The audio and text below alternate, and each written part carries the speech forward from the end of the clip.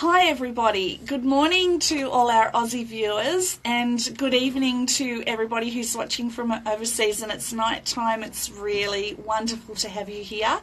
And today, as promised, I've actually got a really super duper special guest in, and we're going to be blowing some of the myths about schizophrenia out of the water.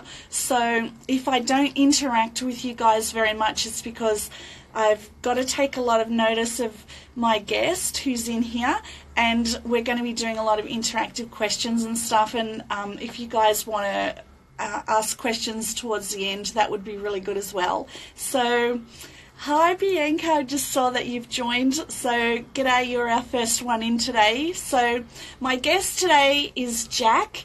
And Jack, how old are you, Jack? I'm 47. Okay, so Jack's 47 and Jack is a member of our general community, and Jack lives with a mental health issue or challenge, we should say, probably not necessarily illness, because it's a bit of a label, but Jack has been diagnosed with schizophrenia and has lived with schizophrenia for quite a long period of time. How long now, do you think? Since I was 26, so about 22 years. Okay, so 22 years, so he's a bit of a veteran. So, yeah, okay, so you've had it since 26. Yeah, 26. 26 I was first started hearing voices, and I had audio hallucinations. Okay. Yeah.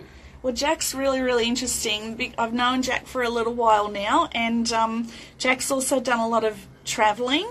And sometimes he's also been in psychosis while he's been travelling.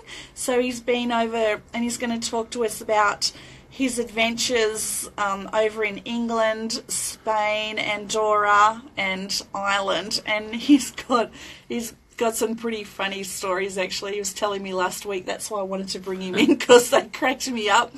So today we just really want to dispel some myths around schizophrenia.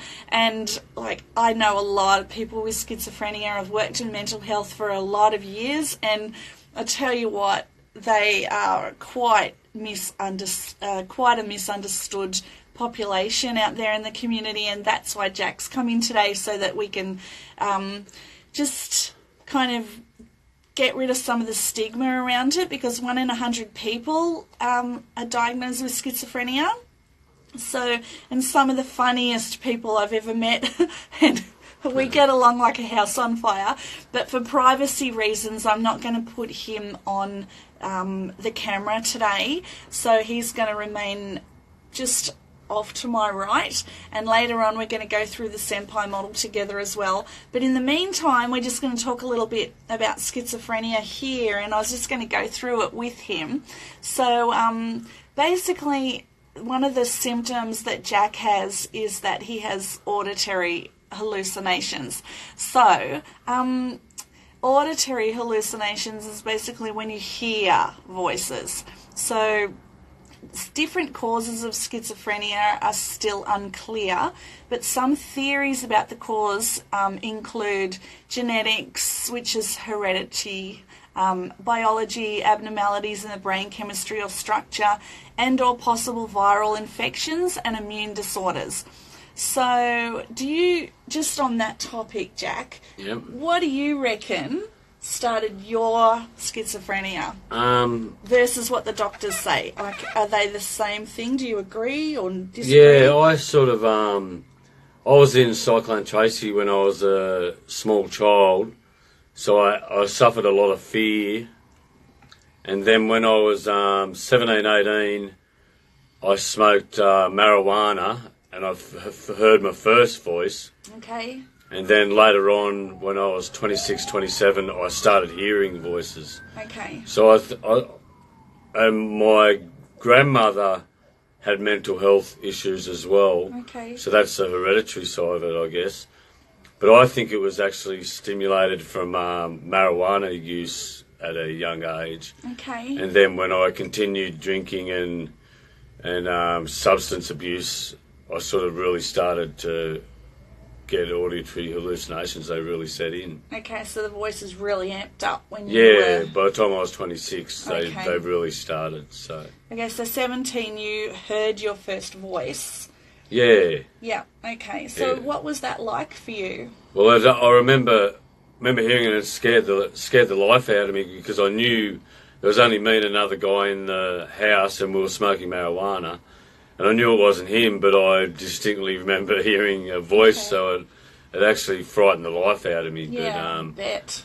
But unbeknown to me, I didn't think it'd accentuate to anything else, just being young and silly. And it's not really...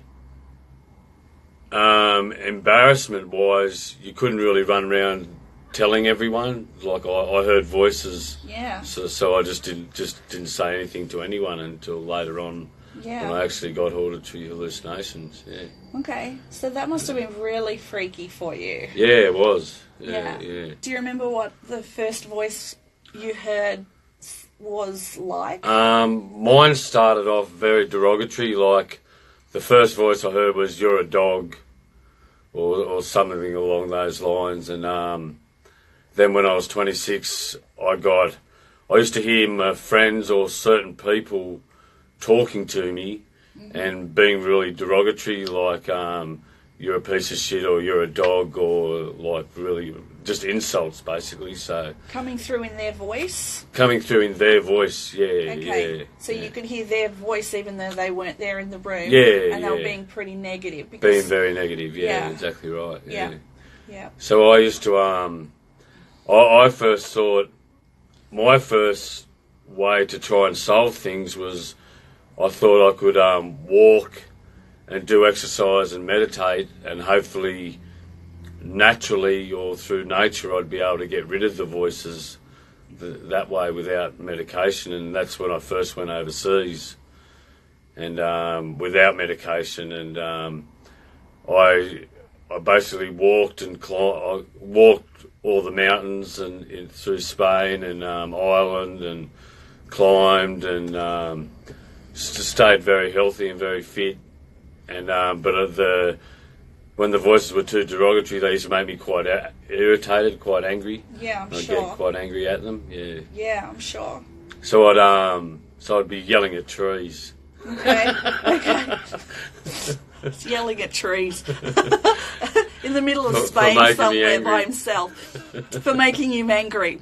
Yeah. So so there's generally 3 different types of comments coming through from these voices. So sometimes they're nice, sometimes they just don't really have much meaning to them, and then there are the other ones that are really derogatory, which are the ones that are very, very distressing for a lot of people. And I know that when I'm working with people who are experiencing a lot of them, it's kind of like... all right, so you and I have talked about this before, Jack. So basically how it goes with auditory hallucinations is you have your subconscious thoughts, don't you? Yep. And then you have your conscious thoughts. Yep. And then you have the auditory voices as well. So there's basically 3 layers. Yeah, exactly right. So you and I can be sitting here having a conversation. You'll have your subconscious thoughts, and then you'll have other talking coming in as well. Yeah, so you've got to live life, and you've got to think on a human level, and then you've got to deal with your illness on top of that, and sort of you sort of always got to know where you're at with your illness, your auditory hallucinations, because they don't really go away, and it's like having someone actually talking to you anyway. Yeah. You know, so. Yeah. And you get used to that after a while, don't you? Yeah, you do get used to it. And mine turned from very derogatory to later on in life. I sort of had angelic, like angels or stuff to do with heaven and Jesus and all that sort of thing, which was a lot easier to tolerate. Okay. But because it wasn't as upsetting, sort of thing, you know. So this is really interesting for the general public to hear, because I think that they have a very different idea about what it's like to have schizophrenia, or because of the movies and how a lot of people with they like to say schizophrenia, have been portrayed in the movies as being, these maniacs running around killing people, which is absolutely not the case in general. There's more people actually out there doing way worse things than people with schizophrenia. Sure, some people with schizophrenia and psychosis have done some terrible things, but more so, general members of the public are actually behaving way more. I think the worst thing I've done is I've insulted a few trees, so so I hope they weren't too offended. And I think if people see you talking to yourself, or you're having a bit of a trouble, I know sometimes after I've been bushwalking and on my way back, I'd be sort of dealing with my auditory hallucinations and talking to myself, so people might get a bit freaked out or scared if they see you talking to yourself like that, I guess. But because we see a lot of people who are homeless with mental health challenges talking to themselves. And what do you suggest that the general public do in that situation? I mean, do you think it's like for them to I think it's very hard, because it's hard to interfere just in case they're in a discussion about something with the auditory hallucinations. So I don't think you should be too worried about them. I don't think they're there to hurt anyone. They're sort of you're that busy with the auditory hallucinations, you don't really have time for much else. Okay, and that's really, really amazing what you just said. You may get a bit annoyed that someone's interfering in your conversation, but that's about all.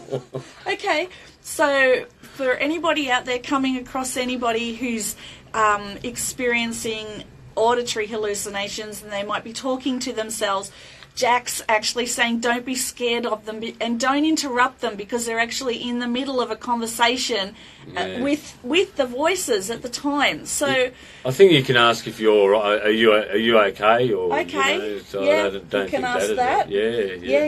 Yeah. And so that's really, really interesting, because so many people are like, oh gosh, and they kind of cross the street, or that guy's mad. Like, how do you feel about that label? Yeah, I sort of don't agree, because, I've lived a life working my whole life, or most of my life, and I've sort of, I've been part of society. I've even been married and lived pretty much a normal life, but I've just had auditory hallucinations, and I've been lucky that I've been able to deal with it well enough that I can sort of live in society without them being too offended, as far as I know anyway. So, but it's a hard thing to it's a hard thing to understand, but it is very, very hard to deal with, and it's hard to live with, so because you're sort of you're living that extra life. You're living another life as well as the life that everyone can see. All the normal people live. You know what I mean. So well, we know that anywhere between 5 and 28% of the general population actually hear voices. So that's really high. Yeah. And a lot of people don't realise that. And 1 in 100 people have schizophrenia. So a lot of people don't realise that either. Yeah.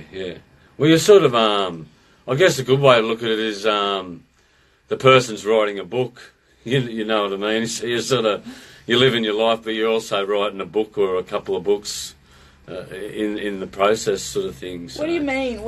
Well, like I sort of, because I tried so hard in a Buddhist way with meditation and walking and all that sort of thing to try and get rid of my voices naturally. Okay, so that's how you started to kind of settle them? Yeah, and when they stopped being derogatory and they became angelic, they sort of helped me write a book about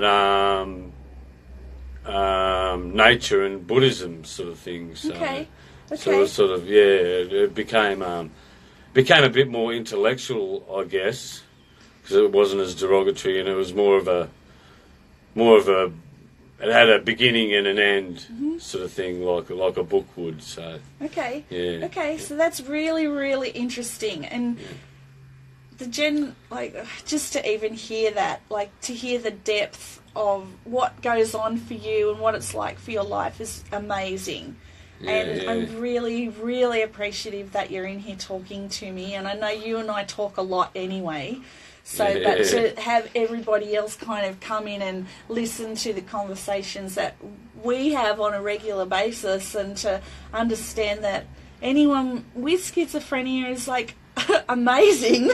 And just sit and have a conversation, and don't be scared with them and scared of what's being portrayed in the media and stuff, because most of it's garbage. Yeah. We're just normal people, you know. So I mean, there was times in my life when I had the disease that no one would possibly know, because I was able to sort of take control and only answer or answer under my breath, my audio hallucinations. So do you share with people who are just your friends out in general about what goes on for you, or do you keep it a lot to yourself and just bring it in and talk to kind of case managers or people? No, I keep it a lot to myself. Keep it a lot to myself, but unfortunately, therapists aren't that easy to come by. I was lucky to get part of the system through some help from someone from the Benevolent Society, and they got me on to NDIS, so I was able to have therapists like Elise, and now I can talk about it a bit more, which is really good and very beneficial to your illness, because you're sort of being able to have that self-expression. Yeah. So it's really, it makes really it a lot better. important. Yeah, especially with a therapist. To have a voice. Yeah, it's really, really important to me that you have a voice, because my job is to do whatever you want to talk about that, find out what's going, keep you tracking along, have conversations, go out for coffee. We even created a group together. So Jack and I do have a lot to do with each other on a weekly basis. So, and I just want to again say, like, if you know anybody who's living with schizophrenia or any serious mental health challenge, it's really, really important that you talk to them, find out what it is that they would like to hear from you, what they need from you. It's just really, really important so that they're not feeling isolated. So is isolation something that you deal with a lot? When I first got, this is a bit of a funny story, I first got schizoaffective disorder or schizophrenia. My parents got a bit worried about me because I'd had a bit of substance abuse and like drinking too much alcohol, and they knew something was up, so they sent me overseas, and I went over to Ireland and Spain, but I had this thing about just being able to walk as far as I could and meditate and be able to get rid of it. So when I was in Spain, as far as the eye could see, like every single mountain I walked from one end to the other. Is this the Andes? No, Altea down Altea Valencia way, but you walked every single mountain. Yeah, walked every single mountain as far as you could see. So I'd walk all day and night and meditate. How far was that? And it was thousands of kilometres. Thousands of kilometres. And then I made it up to Andorra, and I hiked up some snow mountains, and but I had no gloves or anything, and so I just walked in the snow, and I had a stick where I dug holes and would stick my feet in to sort of climb in the ice, and got a bit lost, and I was coming down at night time and followed a spore, and I was thinking to myself, oh my God. You followed what? A spore. What's that? I didn't know what it was. I was wondering if there was bears in Andorra. Oh. But it ended up being deer. So there was a deer at the bottom, as if to say, "There you go, you made it home," sort of thing. When I got down off the ice mountain. So the track, we're calling it a spore, so I've not heard that term before. Yeah, like a deer spore, like just the track. Oh, okay. So it had dug holes in the ice, so I didn't have to use a stick, and it got me down off the mountain at about 10 or 11 at night, at the ice mountain. And then I walked from Andorra to Barcelona, and got dysentery, got really sick, and got dysentery. Yeah, and got really sick, and so I ended up coming home. But then when I was in Ireland, I walked Carrantoo and I decided to climb the 3 or 4 highest peaks in Ireland, which were around Carrantoo. And I started walking, but the fog was that thick you couldn't see your hand in front of you, and I got a bit lost, and I was stuck up there for about 16, 17 hours, and I was walking back round, and I had to walk all the way back round the mountain to the car, and a car stopped, and it was a priest, and he was like, "Oh my God, you fucking Australians are all fucking crazy! Don't you know how many people die on Carrantoo?" Don't you know how many people died? So I finally made it back to the car, and I was in just my boxer shorts. And just my boxer shorts, because to have the heater on, so it wasn't wet. You took your clothes off because... So I had the heater on. And the police pulled me over, and they said, "What's your name?" And I gave my friend's name. Yeah. And he'd actually sent a search warrant out for me. Yeah. And I said I was his name, so the police already knew that who he was, and then they realised it was me, and that I'd made it back from Carrantoo safe and sound. So, but they're the sort of lengths I went to try and beat my illness through natural ways like meditating and walking and all that sort of, and nature and all that sort of thing. But in the end, I needed medication. In the end, so I didn't get away with no medication. Okay. So you needed the meds to settle the voices. Yeah. Okay. But that's what I'm saying about isolation. Like I isolated myself to try and beat my illness without taking medication, because a lot of it was because of the stigma. I was like, my God, I couldn't have that disease everyone talks about. Or schizophrenia sort of thing. So did it work to some degree while you were out there? I think it's good for your brain and it's good for your body, and I think all that hard work turned it from being derogatory into more angelic and that sort of thing. The audio hallucinations. So they weren't being rude to you anymore, the voices, they were actually... And now when you say quite angelic, a few years, yeah. Because having had conversations with you previously, when you're hearing angelic voices, how many can you hear up to at a time when you're not, great? When I'm not great, I can hear 24 hours a day, several levels of voices. So I don't know, I can have 10, 20 different conversations going without stopping all at once.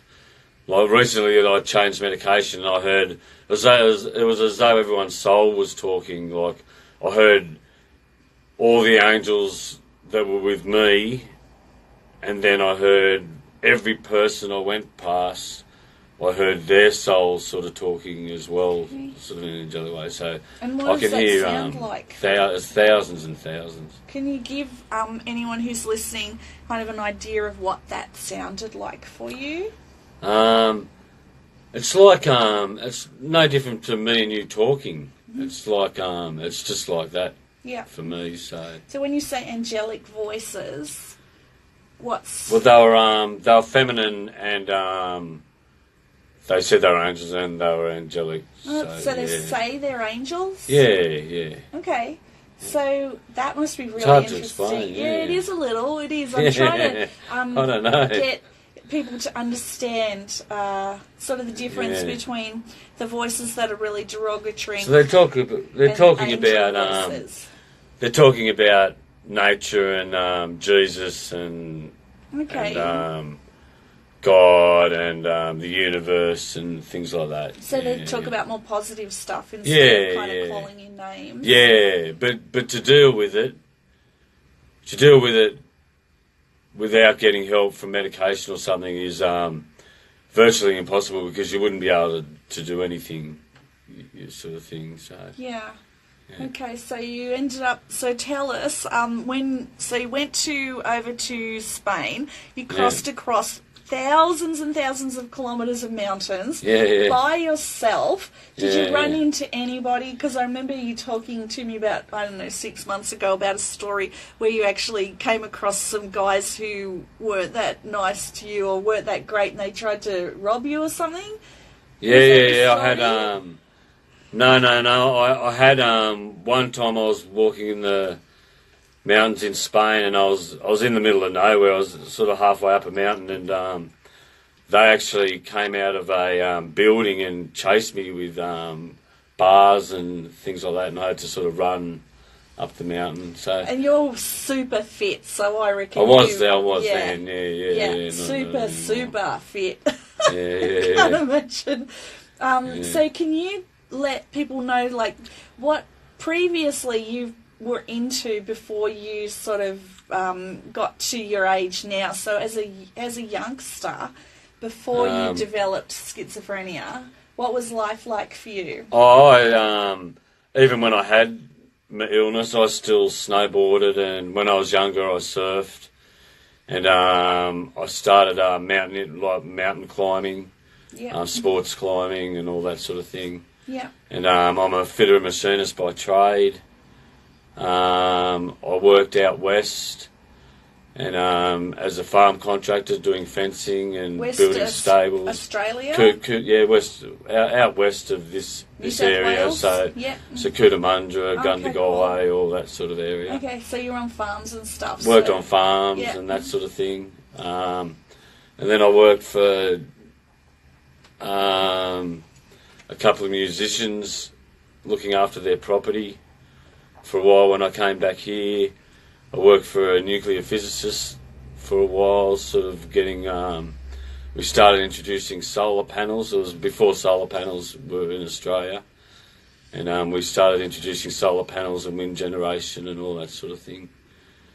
And, so I just lived a normal sort of a life as an active person. I played a lot of sport. Yeah. Played rugby union as well. So. Yeah. You touched football. And went to the local schools and all that sort of stuff. Yeah, so you're local very schools. much a member of the community. Yeah, exactly right. And your family's local as well, and like all, so very much a part of the community. Yeah, very much so.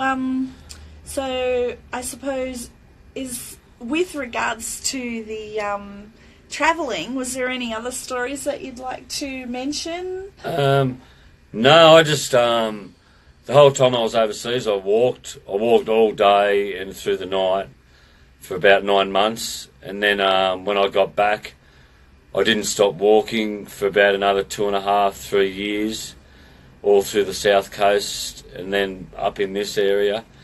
And I'd walk all day and into the night every day. So I walked and didn't stop walking for about 4 or 5 years, and then I continued walking for about 2 or 3 hours a day after that as well. So a lot of walking, a lot of meditation, and all that sort of thing. Yeah, heaps. Yeah. And you know every single bush track in the area, don't you? Yeah, pretty well. He's the go-to guy if we need to find really unusual, very, very deep walks around here in the bush. He's the go-to guy. Yeah. So now for work, Jack's actually a handyman, so you've got tons of skills. Yeah, it should go all right. Hopefully it'll go all right. Yeah. So, and remember the story you told me about when you got back to Australia and your mum came and picked you up from... Yeah. After walking overseas, the dysentery, when he caught dysentery, I got dysentery, and so I just caught planes all the way home because I'd just been walking for 9 months, and then Mum picked me up, and when she saw me, she just went, "Oh my God!" And I took my shoes off and my whole feet were black blood blisters from walking so far. So. Oh my goodness. Well, I've just noticed that we've got a few more people who've joined the chat. So hi Jess, hi Tom, hi Ben. So got a few people. I think we've got Bianca's a little bit up the top there, and another person as well. So thank you for coming and listening in on our conversation. Is there anything that you guys want to ask Jack? If you do, just type the question, and Ben's actually saying here, being guided on another dimension.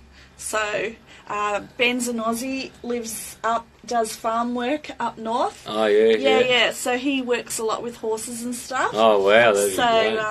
Jess, she's Aussie. She's another therapist. And Tom, he's over in America. So he's a war vet. Oh, wow. And he does lots of his way of coping. A lot of his coping strategies are drawing these beautiful feathers. So he's a professional graphic artist, and that's how he copes daily. He's got a whole big shop on Etsy and sells them all and everything. So got a lot of really, really interesting people who are coming into the chat with us today. So so I was just going to go through. So what do you think about some of, if we go back to here, so with the medications and stuff, what's that been like for you? Because I sort of, in the first half of my illness, I used to drink a bit of alcohol, and it used to make me worse. But while I was drinking, and when I had something to drink, it was actually a break from the illness, and that's why it would dampen down the voices. It dampened the voice, but it always it exacerbated in the long run. So it's a bit of a double-edged sword. So I don't drink at all anymore. But so I had trouble with medication because they don't work very well with alcohol or substance abuse. But I've just gone through a change of medication now, and I'm still not 100%, but I'm looking pretty good with this new medication. Way better. Yeah. We were really concerned about the change of med and the side effects that we saw in you. It's an awful feeling when you go back to square one because you're changing your medication. So I dread the day when they all wear off and none of them work. Oh no! Don't say that. No, don't say that. But even for us as therapists, when we see people that we're working with, who, because we get really close to you guys. We know so much, and you know a lot about us too, so we do form friendships. It's definitely. It's really hard for us too when we see you guys becoming really getting unwell. And then we turn into your biggest cheer squads. Go Jack, go Jack! Getting you back and getting back on track. Just getting you back on track and holding you there, and then we're just like, and so it makes my heart really happy that you're able to sit here with me. Because a few months ago this never would have happened. I don't know what we do. Like I said, because majority of society doesn't understand our illness, so our therapists are sort of our go-to people to sort of be able to talk about stuff and share stuff, share with other people and all that sort of thing. So I feel very privileged. So we're very lucky. We're very lucky to have you guys. Well, we're very lucky. I feel very lucky to have you as well. You know, because I mean, really, half the time it doesn't even feel like a job to me when I'm sitting around talking to you. So I mean, it's really amazing, and we get to talk about all these wonderful things and stories and plans, and what are you going to do today? What are you going to do next? What are you going to do for work? What skills are we going to build up with you? All sorts of stuff. It's a pretty amazing journey, and I get to walk alongside you and be with you a lot, and so it's pretty special. Yeah, it's a journey, isn't it? Yeah, so it's definitely sort of a journey. People you meet on your journey, sort of thing. So yeah. And then we've got your other worker who's with you too, who's like super fond of you. Yeah. So and she'll be watching you later. I'd have been lost without her a few times. Yeah, too, for sure. Yeah. So what's it like? Because I know a lot of people won't ask for help, and they just would rather just struggle along by themselves. But what's it like for you to ask? I was like that myself, and it's not a winning way to be. Yeah. Because as much as there needs to be a lot of work done in the industry, and things need to be, I mean, they still don't know really. There's no 100% correct diagnosis from the psychiatrist or anything yet, so it's just a they're pretty sure about stuff, but you need people like you guys to be able to just to interact and talk and share your knowledge, and because you don't find out otherwise about stuff, you're sort of you're our encyclopedias as well as our friends, so I think it's something that's definitely needed if you have a mental illness. Yeah, because we do talk a lot about psychology, don't we? Because understanding the psychology behind the different challenges that you have makes it puts a bit of a different spin on it too. Yeah, that's exactly right.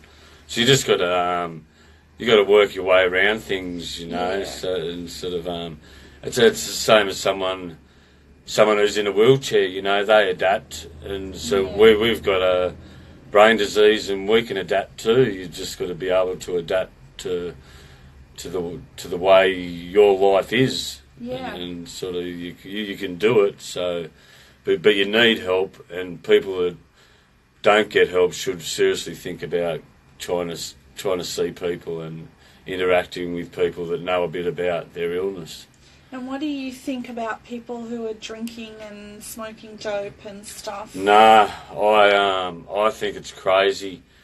It's the best way I can say is please just look at the science of it neurologically and what it does, because I found with alcohol, because it dehydrates and it kills brain cells, it has a negativity in the literature that I hear, that I would hear because of the alcohol. So it's sort of, I sort of put the science behind what it does to your brain. You can put into the literature into what you're going to hear if you're partaking in substance abuse or anything like that. That's the way that's what happened with me anyway. So.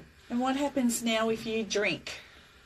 I will get negative schizoaffective disorder, and I'll hear 24 hours a day, every second of the day I'll hear stuff. So. Okay, so while you're not drinking, don't hear anything. You don't, and then if you start drinking, then the negative voices come back. Yeah, well, I had a couple of drinks last Anzac Day, and I hadn't drank for a long time beforehand. And I had a few drinks last Anzac Day, and I've only just recovered a month ago from having a few drinks on that one day. I've only just recovered and had to change my medication and all sorts of stuff. So. Wow, that's major. Yeah, it was a massive thing. Yeah, and something else that I'm really passionate about is the mental health units. So, would you like to talk about that a little bit? I mean, if you don't want to, or not, it's totally up to you.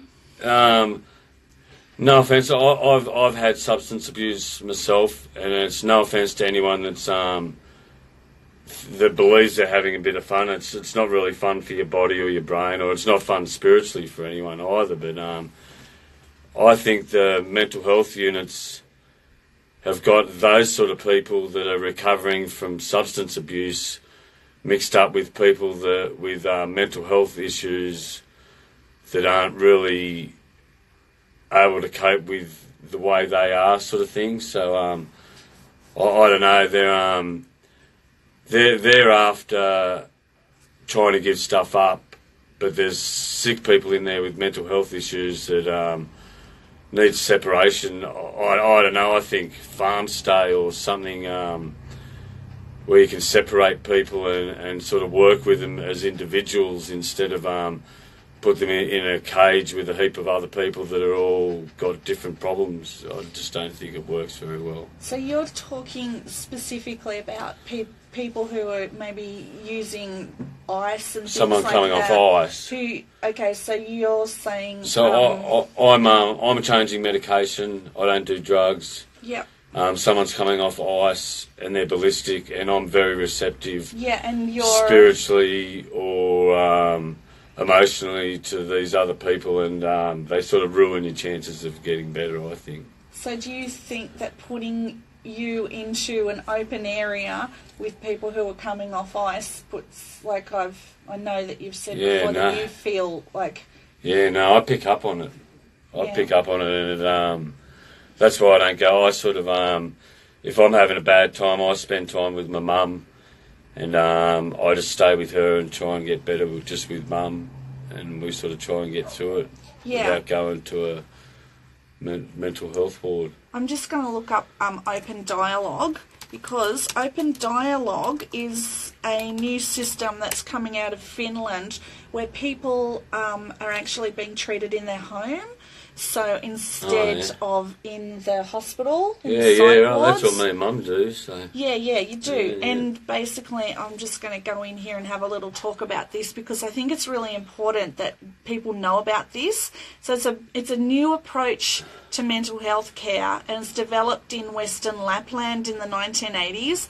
It involves a consistent family social network approach to care in which the primary treatment is carried out through meetings involving the patient together with his or her family members and extended social network. So Open Dialogue emerged out of a decade-long organic process which clinicians searched for the best treatment for acute mental illness and in particular psychosis. So many of the changes they made along the way were reactions to encountering ambiguity and uncertainty. They decided to free themselves from researching from a non-existent truth, concentrating instead in curiosity and improvisation. So the open dialogue approach is spread across much of Scandinavia and other European countries, Germany, Poland and Italy, and in the USA, New York City's successful parachute project is founded on similar principles. So basically, I'm just going to jump down here throughout the process. No. So pretty much what's happening is instead of treating people in the hospitals, they're now choosing to do it in the home with the person.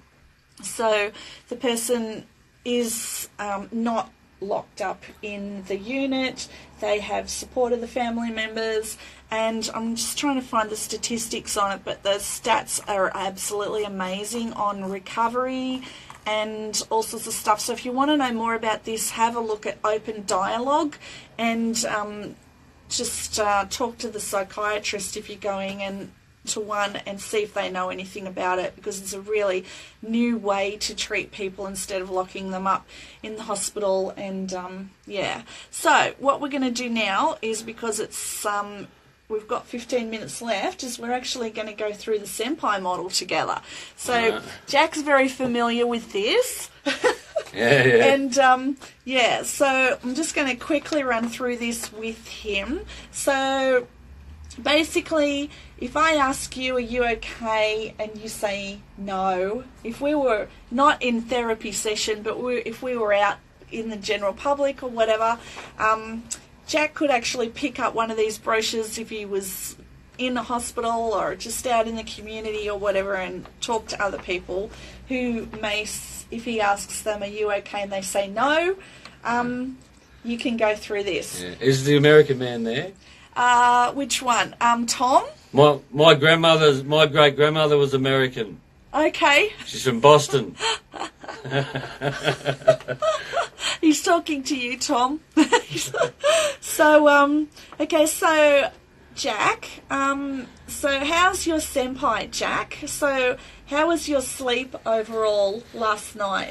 Pretty good. I wake up a couple of times for a cigarette because I've got to give up cigarettes, but I've been sleeping pretty good. Okay, Yeah. okay. So in the last week? Pretty good. Yeah? Yeah. No waking up at like 3 a.m. or 4 a.m. I always do. Okay. I always do, but I have for so long. I think I always will. Okay. And I think it's to have a cigarette. Yeah. I think I wake up to have a cigarette. So, Okay. but the sleep up until there is good. Sleeping well. Okay. So when you started to go to sleep, did any thoughts keep you awake? No. Okay. All right. So at this point, I'm just gonna show you the S for sleep. So we're gonna go over to E for emotions now, which is the next one here, and I'm just going to go through the questions here with Jack. So are you feeling any upsetting emotion at the moment? No. No, you're pretty good. Okay. Meet basic needs. So that's M, the yellow one here. So because we don't really need to go any further with these, because he's not got any problems with sleep or emotion, then we can go over to meet basic needs, which is, have you had enough to eat and drink today? Yes. Okay. Yep. And do you have enough clothing to keep you warm at the moment? Yep. Yep, so Yep, he's pretty pretty good. So if somebody was homeless, they may not be answering these questions this way. So they may be saying, no, I've had nothing to eat. I don't have enough clothes, because we're at the tail end of winter here. So we're going to go over to P, which is physical health on the SEMPI model. So how's your physical body feeling, Jack? Pretty good. I've just started exercising again after having a little while off, so I'm starting to feel pretty good. Okay. Feeling pretty good about getting physically active again. Okay, so are you noticing any unusual symptoms or any pain in your body at all? Yeah, my hips, Okay. my back. Okay. Okay. So that's question 2. Is there an area that stands out? Yeah, my hips. Your hips are standing. Yeah. Okay, so there's a lot of pain in the hips. Yeah, I need new hips. So. Okay. Yeah. We both need new hips. We always say we're going to book in for hip replacements together, and he's going to be in the same room. We can get the same surgeon, everything. It'll be fun. At least I'll have a buddy, and then we can do rehab together, and I won't feel so lonely. Can you hear my magpies out the back there? Yeah, I just sorry. The magpies have just turned up, so that's our magpie family. So, if so, are you coping, or do you need some practical support with your hip pain? No, it's all right. I'm due to get new ones in 12 months. So. New hips? New hips. Yeah, okay. Yeah. That's weird hearing that, Yeah. isn't it? Okay. So do you have any other physical symptoms that you'd like to talk about? No, pretty good. Okay, yeah. Are you feeling well enough, or do you need brain. more support? Your brain? My brain's a worry. Your brain's a worry. Yeah. Okay, so we don't need extra talking time. We don't need a healthcare professional. No. All right, so now I'm going to go on to I in the SEMPI model, which is inclusion, which is the one on the very back. So here, are you feeling part of your community, Jack? Yeah, starting to more now that I'm doing these couple of courses, especially with Vinny, the art and Yep. poetry and filmmaking. So that's Okay. starting to make me feel a bit more a part of the community. Okay. And then and now that I'm sort of getting everything ready to do my handyman stuff as well, Yeah. so that'll make me feel a lot better too. Yeah, it's really, really important that you feel included in community. That's why I put Yeah. I on the end of the SEMPI, because the need to be included in community is like a human, it's just such a big need. Yeah. And it's one of the things that people with mental health challenges often feel very excluded from community because people don't understand them, which is why we're doing this show today, so maybe people can see. Yeah. Come on, guys. Yeah. So, okay, so pretty much your senpai's pretty good then. Pretty good, yeah. Yeah. Okay, so we just went through and checked in. How's your senpai? And Jack's senpai's pretty good at the moment, so we don't really have much more to talk about with that. So now, is there anything else that you would like to tell anybody who's going to be watching this show, Jack, about you? Just hang in there if it gets too much, because things do get better, whether it be medicinally or you can find a bit of meditation and walking or something to do with nature or something that interests you, something to do with art. So, but things will get better, and just takes time, and at the time it feels like it may never happen, but it always does, and things come good in the long run. So yeah. So that's really good luck. Cool. That's really good cool. luck. Good if you like me. Good luck.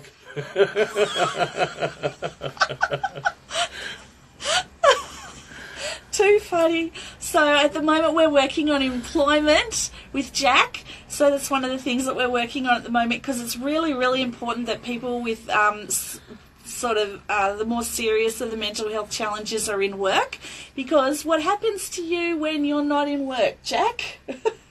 I get you think too much. Yeah. And it and then you can only think positively so much if you've got nothing to do all day and all night. So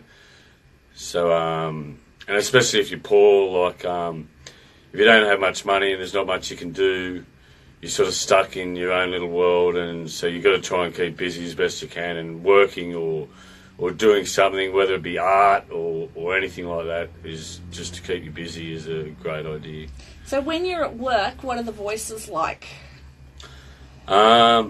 They can stop for a while. It just depends. It all depends on where you're at and where you're at with your medication but if you're keeping busy is a good way to stop them, or a good way to sort of get rid of them as best you can.